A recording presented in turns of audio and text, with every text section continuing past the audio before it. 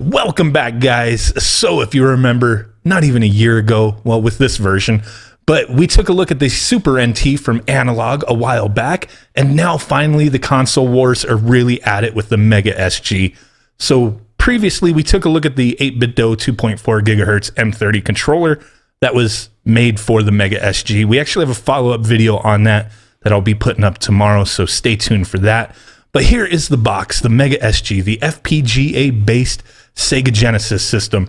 Boom, right here it tells you need to update the firmware, and we'll talk a little bit more about that in a moment, but you do want to update the firmware once you open this bad boy up. But here we go. We get the Analogue Mega SG, the Sega Master System cartridge adapter, power supply, and also HDMI cable. We're going to take a look at everything real quick and then do a little quick look at the system in action. We will be doing some live streams and stuff like that, testing this bad boy out. But today I just wanted to take a look at her, see what we got going on, because I have been pretty excited for this. Love to have options. I didn't grow up with the Sega Genesis. I had access to it through friends like many other people, but I was a Super Nintendo guy. You know what I'm saying? So I'm really excited with the Sega Genesis stuff as of late because it's fairly new to me. Discovering certain things, because like I said, I had access through friends, but I didn't have one myself, and it's totally different. But there we go, peeling that sticker off of this sweet little fella there. Nice little box. I like the style of this with the shiny plastic that's going to get scratched the hell up anytime you get dust on there and wipe it off, or at least I hope it doesn't. But here we go, some nice little looks at it. Couple controller ports in the front, the headphone jack, no volume slider though, but there is a volume slider in the software. The power and reset buttons, pretty interesting. SD card slot on the side, fairly standard fare for an analog system here. Nice little rubber bottom. And then we do have the side here that connects to your Sega CD system. Pretty cool. We will be checking that out eventually. I don't have a standalone Sega CD system. I do have a JVC XI, so unfortunately, I cannot test that aspect out at this time. I do have Sega CD games, but hey, it is what it is. I kind of like how the bottom of this has texture, whereas the Super NT was slick, or it wasn't really slick. It was matte, but the bottom, like there was no texture to it, and I just like the look of this one better for whatever reason. But here we go, getting into the rest of this thing. We do have a few goodies in here that we want to take a look at. So we have this little rubber mat. You might think, oh, is this a mini mouse pad? No, it is not. It is a spacer for your Sega CD. It's a little mat to prop that little fat boy up to fit into the Sega CD. So there you go. Pretty nice. Not a big instruction manual, nothing like that. You just plug this bad boy in and start playing, but it shows you how everything works. Or, you know, the most basic things. Hey, plug in the Master System adapter, plug in your Master System game if you want to do that. We don't have any Master System games at this moment, but we're going to try them on the EverDrive. But here is the adapter. I actually like this. Nice clear plastic. Really, there's nothing special with this. It's just a pass-through adapter. Sega Genesis plays Sega Master System, so that's what this is for, just to pass through to the system. Sweet balls, right? But I do have a few Sega Master System games I'm looking at getting, so we will test that out in the future, but I do like how this adapter looks, and they do have other ones coming up as well, from what I understand, like for the Game Gear, which is pretty much Sega Master System anyway. Power cords, all the cords, they have their logo molded into everything or marked on their power brick as well. I like that because then I never lose track of what's what. You know, I have so many damn cords, power supplies, and things like that. And I like to keep them paired with the system that they're meant for. And a lot of things just, you don't know what the hell's going on. But boom, HDMI, same thing. Has a nice little logo on it. That way, you know, we got a ton of HDMIs. I'll probably never use this. And then we got a little snack for later, silica gel. We'll have to see about that. And that's pretty much it. No other little tricks or sweet things hidden in there. Everything's in the system itself. And here it is next to my Ghostly International Super NT. Now, here I'm just kind of feeling them up, you know, getting my fingers in those slots. And I do notice that the feel on the Mega SG, the slot, it kind of feels okay. but it doesn't feel as quality as the Super NT, but I don't think there's an issue with it. It's just something I'm noticing out of feel. Now the buttons here, the buttons on the two systems, the ones in the Super NT, I believe, are tactile. You press them, it clicks. You press it, it unclicks. Whereas the Mega SG seems like they are momentary switches. So a little different. I do like the switches on the Mega SG better because I've had 3 different Super NTs, and all of them, the power and reset buttons felt a little crunchy at times. If you pressed them at an angle, it would crunch, at least for me. And you know what? This is the Madlittlepixel channel, so we're going to weigh some shit. Super NT, 1 pound, 2.4 ounces. What? Now let's see what this little fellow weighs. I think I called him a fat boy earlier, but he's a little guy. 1.2, 1 pound, 2 ounces. So he's a little less hefty, slightly, than the Super NT. Not a huge thing, but hey, I know some people want to know how much these things weigh, and there you go. That's what we're working with here. So yeah, I was really excited to take a look at these things and get to play them. And boom, we do have a few games we'll be testing out, probably in streams and whatnot. I'll do a little bit of footage in a moment here, but I did want to check, do the cartridges fit in here fine? Is there a death grip on these things? How does it feel? So Michael Jackson's Moonwalker, excellent game. I don't think it's as good as the arcade game, but hey, it is what it is. Cartridge goes in okay.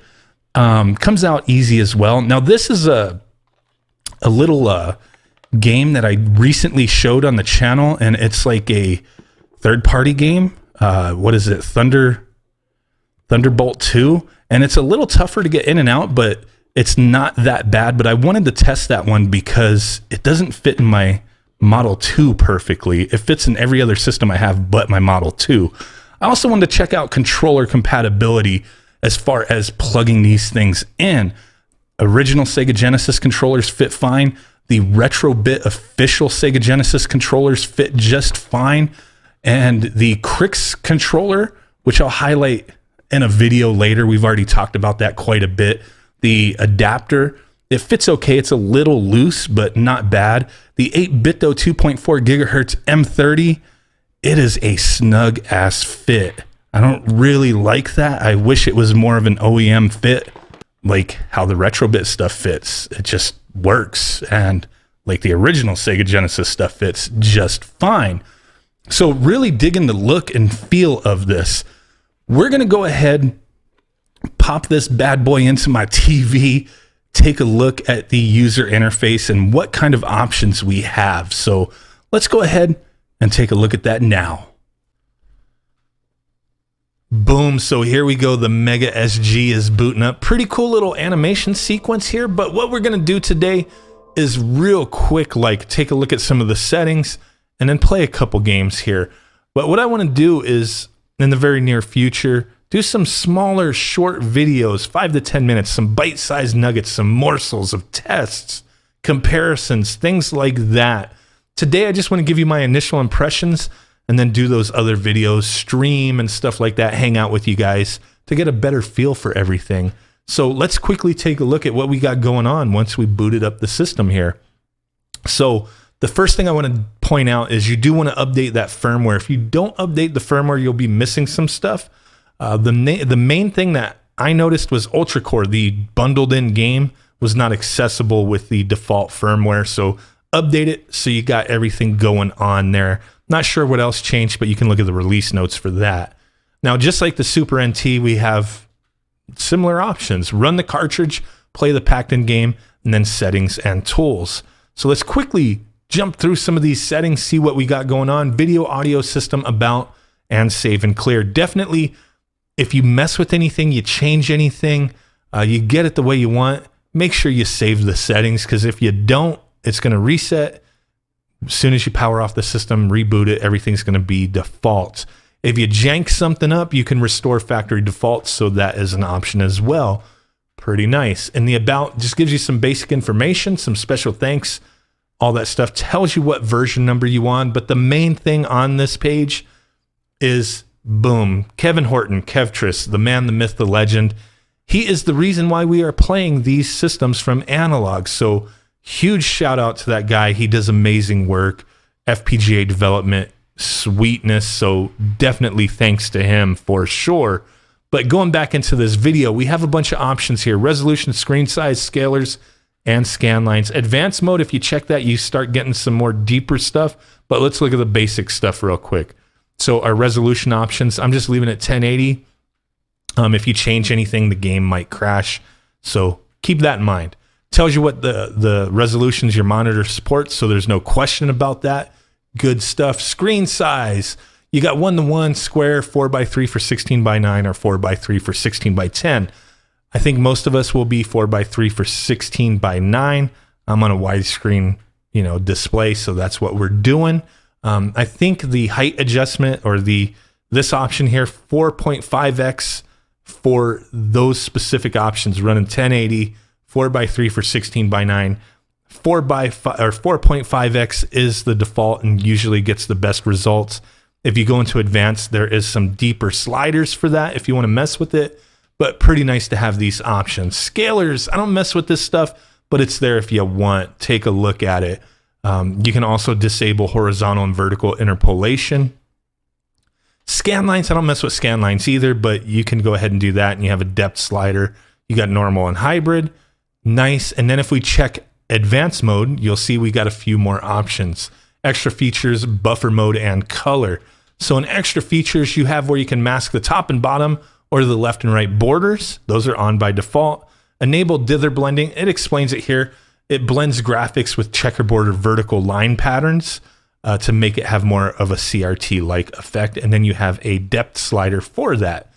Pretty cool, pretty cool. Buffer mode. This is something that I've messed with on the Super NT.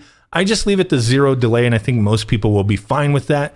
You're going to have to be like really extreme to notice a difference, I think, or very just scientific checking these things out. I'm no expert, but I think 0 delay works for me. The system speed's adjusted to provide 0 lag output. So it's not 100% to what the original system would be, but you do have those options. Fully buffered, original speed, no tearing, but more lag. Single buffer, some tearing, but lower lag, and original speed. So there you go.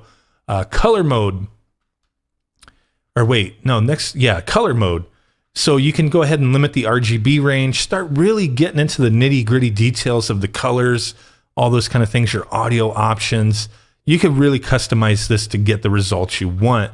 I'm not going to mess with any of this at this moment, but what I think I'm going to do at some point is, I haven't watched any videos on the Mega SG, but I know the big one out there is going to be My Life in Gaming's video.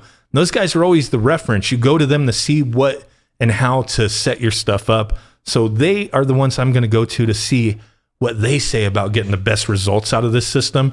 But today I just wanted to kind of give my basic impressions. Was this worth it for me? Is this something I can recommend as of now? So let's go ahead and take a look further. Audio. This is where those headphone, the slider is. It's in the system, not actually on the system. Some people might be irked by that, but hey, there's your slider in the menu options. You can also change a bunch of other stuff. I'm not going to mess with any of this, but you have a lot of very detailed audio options here. So there we go. And then jumping in the system, this is where some of the information you may need, things that you want to change are going to be. You have menu options where you can just change the skin. It's just going to be the cartridge at the bottom, not a big deal, but you have that option. The highlight style, which is like how the highlighter here, it just flashes. You can have it roll or throb, right? Oh yeah.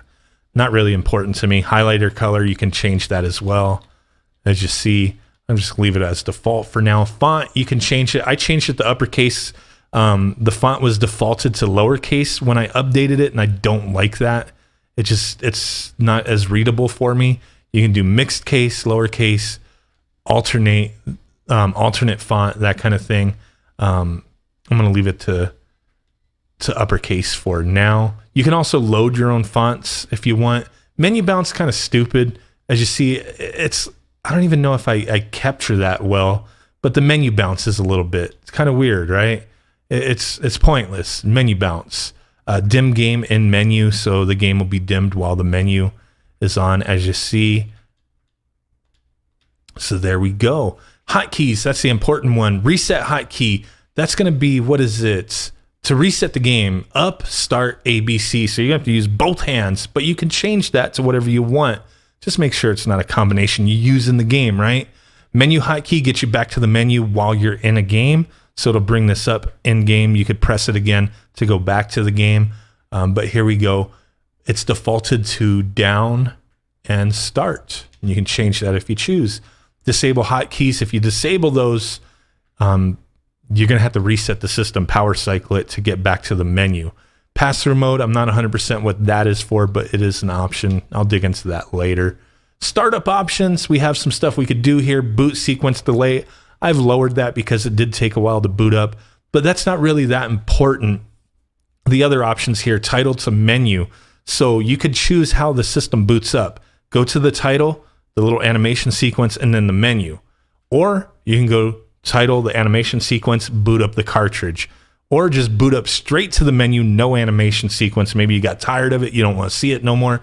Boom, there you go. If you want that old school feel like you're on original hardware, cartridge direct just boots straight into the game, just like original hardware. Pretty cool stuff. The rest of this, fairly self-explanatory.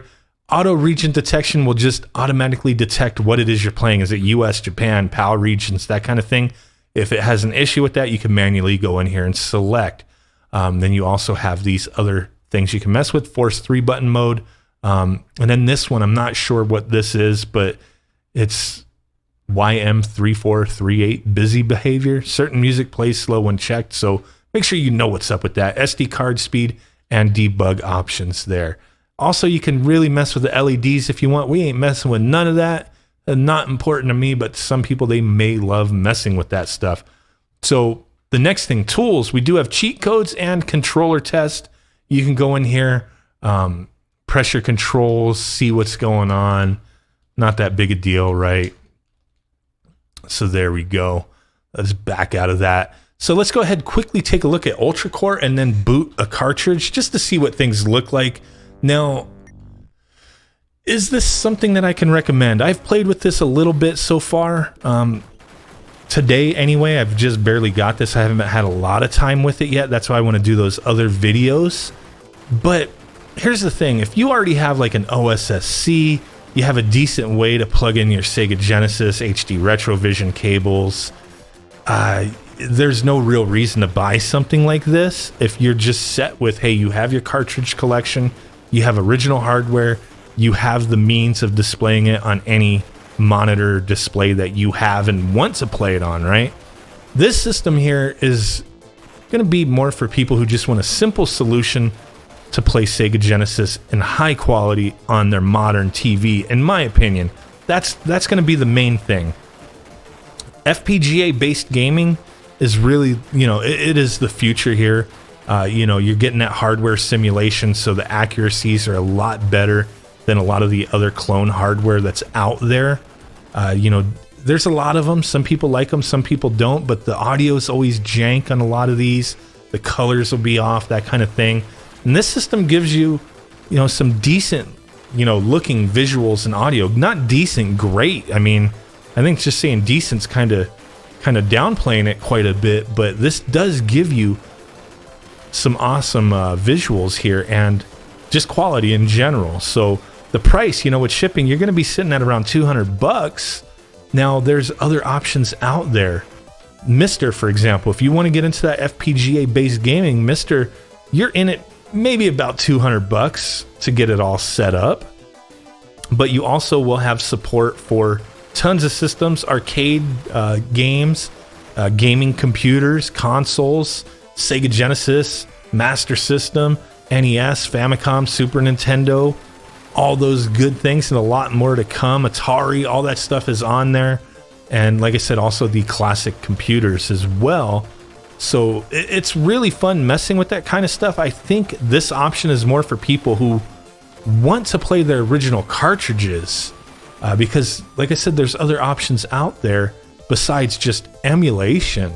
So keep that in mind. For me, I'm digging this, but I have to be honest with you guys.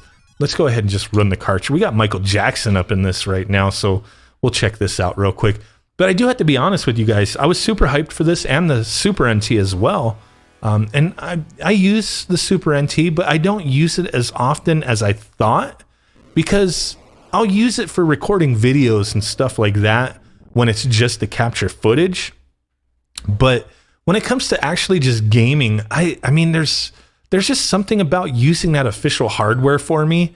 So that's what I continue to do. You know, I have several NESs, Super Nintendo, Sega Genesis, you know, that kind of thing. At some point, you know, some of the systems I have do have some value. If I really needed the money, you know, I could get rid of them and be happy with the analog options, because they are damn sweet for sure. But like I said, there's just something about using the original hardware for me that sparks joy. So I just have to be honest, like, yeah, I love these options, but at the same time, am I going to use them often? So that's really the thing for people. Like, if you already have an option to play Sega Genesis and you're happy with it, I don't think you should feel the pressure to go buy the newest shiny toy that's out there. Did I just kick this woman? Like, what the heck is up with this game? You know, you don't have to go spend the money unless you really want to. If you have a use for this, if it's just going to sit around, collect dust, and you're going to play your Sega Genesis through an OSSC, HD Retrovision cables, you know, the RetroTink, those kind of things. If you're already set up, if you're on a PVM, BVM, some kind of CRT, I mean, there's no reason for this, to be honest with you. It's really got to fit a reason. Don't just buy it to buy it. I guess is what I'm kind of trying to say. I buy things all the damn time, but man, I have an issue. But really evaluate that. That's all I really wanted to say. So we will be doing those future videos. Just want to check out, you know, some of this stuff. I'm digging the system so far. Love the results. I'm sure it's not going to be perfect. You know, I'm already seeing there's some compatibility issues with some games out there. Not games that I have necessarily, but you know, they'll get on top of that kind of stuff and put out updates just like they did with the Super NT. So, hey, I'm sure there might be a couple little things that I haven't discovered yet. But if we find out anything, there's anything quirky or crazy, I'll report on it. But hey, I really do appreciate it. Stay tuned for those other videos, those live streams. It was fun messing with this thing, man. This video did go on for quite a bit longer than I thought. But it is what it is. So with that said, guys, I will catch y'all next time. Peace out, bye-bye, and boom. Bye.